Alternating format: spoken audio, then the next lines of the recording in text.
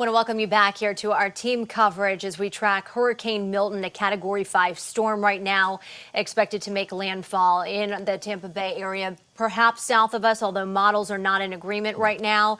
Later on today until the early morning hours, we're keeping a very close eye on it for you and keeping you informed with all the latest details as we get prepared for this storm. Yeah, and the latest details just coming out just a short time ago. We want to get to this in Hillsborough County.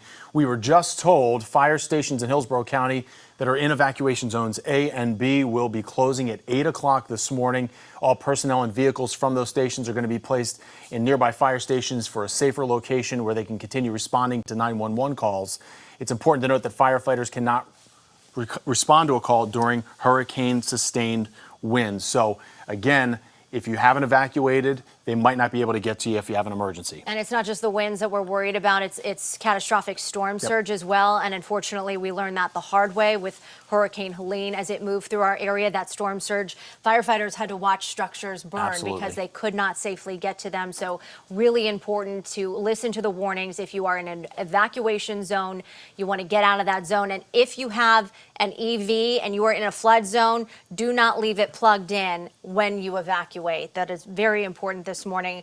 Three things to know right now. I want to get to this for you at the top of this half hour. 6:30 on this Wednesday morning. An update for you here. All Bay Area universities and colleges are closed. Busch Gardens, Florida Aquarium, Tampa Zoo, all closed today as well. All good decisions as many people need to just hunker down, get into a safe place today. Disney parks will be closing today at 2 o'clock. I also wanted to let you know that 4 Hillsborough County sites are remaining open from 7 a.m. to noon to accept yard waste and mixed storm debris. We've continued to see dump trucks through the area. That storm debris, a big undertaking ahead of this storm and the hurricane force winds that are going to be coming through our area. There is a lot of cleanup still that needs to be done that is just not going to be able to get done in time for this storm today. But as much as you can clear out of the way, that is part of this story too. Absolutely. And those debris sites will stay open until noon or weather permitting. And for that, let's go over to meteorologist Mike Prangley with the latest on Hurricane Milton. Mike?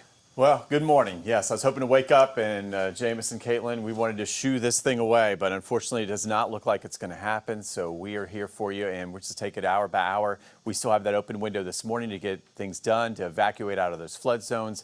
And here's the deal. We take a look at the latest. We've got a pressure of 907 millibars. So this thing is just an angry ball of energy. And unfortunately, it's coming right toward the west coast of Florida. So as we put this into motion, notice that landfall still in the Tampa Bay area, just to the south of Tampa. Still looks like maybe in the Bradenton, Sarasota area as we head toward 2 a.m. And that's a major Category 4 hurricane. So if you look at these watches and warnings, they extend all the way from the Keys up into the Carolinas, just a widespread storm with huge impacts across much of the state of Florida, all the way up into the Carolinas. We take a look at that storm surge, and yes, we've been talking about that deadly storm surge near and south the expected landfall, 10 to 15 feet. And even though you see the latest track, we're not going to focus on the center because this thing is so powerful now. It's going to actually push even some water up into Pinellas County, Pasco County, and there will be a deadly storm surge even to the north of the eye wall. So just keep that in mind when you see this graphic. That's why if you have not evacuated even to the north of where you see this track, you really need to leave now. Okay, you're worth it. And we take a look at Hurricane Milton here with the very latest, and that track heading right toward areas of Manatee County and maybe still even southern Hillsborough County with that storm surge in this forecast. Now, what this means is we said, yes, we could have the deadly storm surge north of the track, and notice there it is, 9 to 13 feet. So with Helene, we had a surge of about 7 to 8 feet. So this could be 4 to 5 foot of water higher, unfortunately. And then just to the south of that track, there's that 10 to 15 foot surge. So we'll continue to watch these numbers closely. And even that 5 to 8 foot surge up toward Pasco County is a huge deal, as we know. So we're thinking of Pasco County. And not only do we have the flooding along the coast with the surge, but there will be flooding all the way to the east coast of Florida, all the way up into northeast Florida with surge, okay? That gives you the idea of the power and magnitude of this system. So the big three today, we're staying in our safe spot. Wind and rain increases, a tornado threat increases, especially this afternoon. By the time we head to 2 o'clock, that's when we're going to start to really feel it out there. And then tonight we've got the storm surge, freshwater flooding, power outages become widespread with that landfall as we head toward 11 o'clock. Thursday, flash flooding, widespread power outages continue.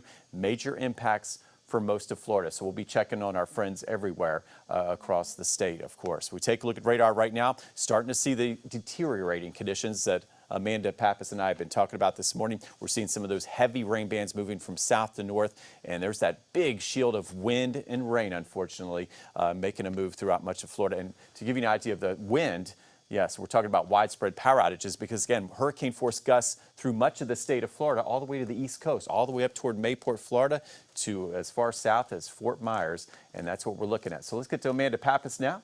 And she's going to go county by county. And Amanda, I wish one of those things where we wish you had better news this morning, right? Oh, I wish I did, Mike, but we have to deal with this as it is. So we're taking it head on. Right now, what we do know is that it is a weather impact alert day.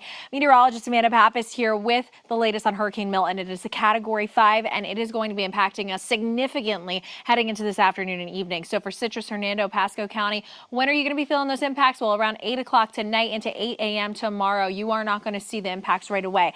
The counties to our south will see them faster, but still feeling those impacts far outside of that cone, and you can see 70 to 90 mile per hour winds. This is serious. And rain 6 to 12 inches, surge 5 to 8 feet. And we do know that the hardest hit counties are going to be over towards Manatee, Sarasota, and also from Pinellas and Hillsborough counties. That's who is going to see the brunt of this system. But coming up, we're going to have much more on these county by county impacts. And in addition to that, we're going to have a full breakdown of the analyzation of that storm, all in your 7-day forecast.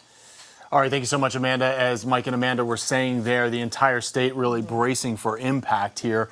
One of those counties, Polk County, always seems to kind of be lying right in the middle of this. Our Miguel Octavio has the latest from Lakeland this morning.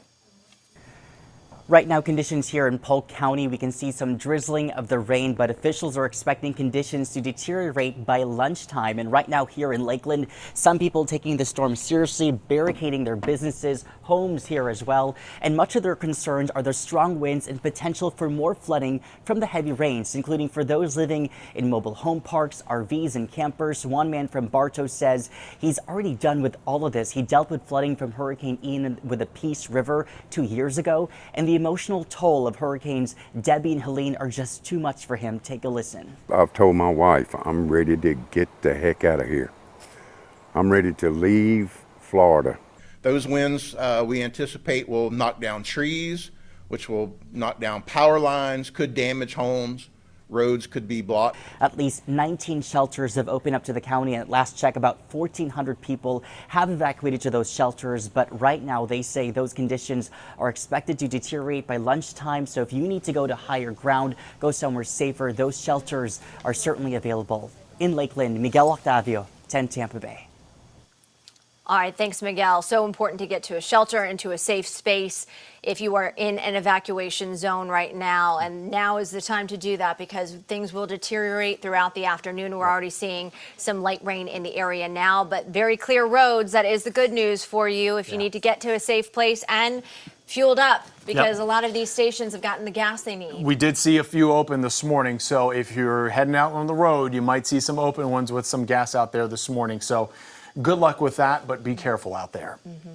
All right, let's send things over to traffic anchor Sarah Rosario, who is live with us right now. And Sarah, you can see the rain is on the traffic cameras right now, so we are seeing that light rain move through the area. But how are the roads looking? Right now, the roads are okay as you're going to be getting out along I-4. We're taking a look behind us. This is for drivers who are headed through Plant City. Things are looking good right now as you are driving across I-4. If you're going to be headed outside of Tampa, no big slowdowns to tell you about despite the slick conditions along the roadways. We're also looking at the portions of downtown Tampa. Things are okay for drivers who are headed along 275 this morning and I-75. No big crashes right now that are slowing drivers down trying to evacuate this morning, and that is good news. I do have a couple of alerts I want to make you aware of.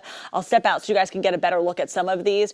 Florida Highway Patrol reminding people that they are assisting with fuel truck escorts to ensure that evacuees have the resource they need to safely get to where they need to go. So make sure you finalize your preparations as we are preparing for this storm. Also, another post here saying that you're going to see increased officers on the roadways. The Florida Department of Transportation is helping with evacuations, and they have rolled out their emergency shoulder use plans. So heads up, you will be able to ride along the shoulder there. And also those tolls have been waived as well. That shoulder use allows drivers to use the left shoulder. It adds an extra lane to some designated areas. It does add capacity. It increases the traffic flow as well. And a couple reminders, our access to our barrier islands closed in Pinellas County and in Sarasota. Now expecting to get some significant impacts from this storm as we continue to track it.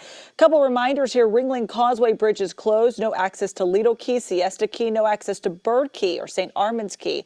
You still are allowed to leave the islands. No one allowed in until after the storm. We'll be back after the break.